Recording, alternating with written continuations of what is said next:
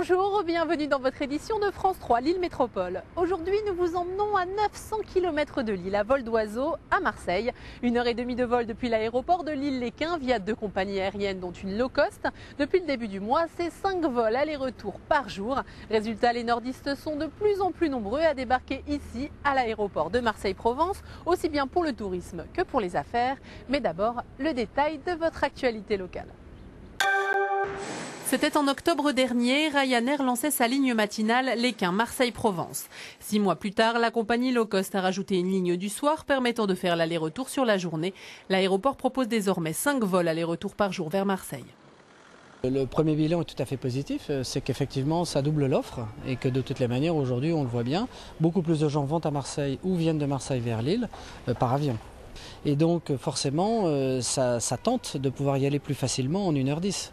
Dans un sens comme dans un autre. Et nous observons d'ailleurs qu'il y a autant de gens qui viennent de Marseille sur Lille que de gens de Lille qui vont vers Marseille.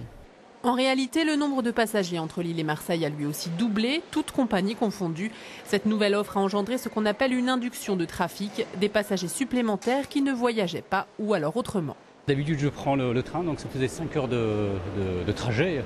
Avec Ryanair, ça me fait 1h35 pratiquement.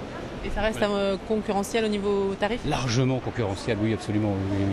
Bruno travaille aux Pays-Bas, vit à Aix-en-Provence et a toute sa famille dans le Nord où il fait régulièrement des allers-retours en avion. L'arrivée de Ryanair lui permet surtout d'avoir le choix. Les prix aussi, c'est important pour beaucoup de gens. Il y a des gens, quand ils viennent un week-end, ils n'ont pas les moyens de dépenser 200 € pour le moyen de transport.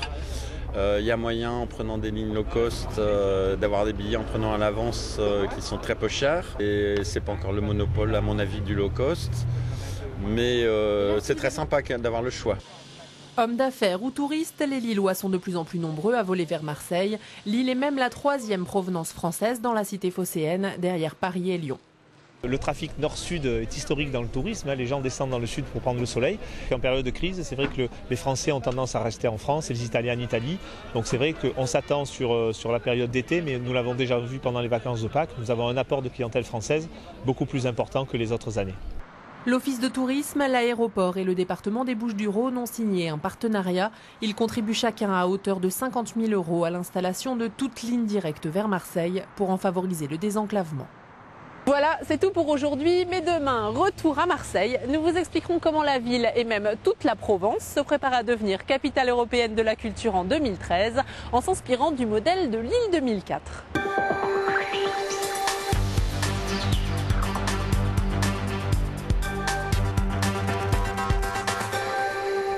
24 h sur 24, retrouvez toute l'actualité de la métropole lilloise sur le nouveau site internet de France 3 Lille Métropole. Reportages, images du jour, dossiers, sorties, podcasts des journaux.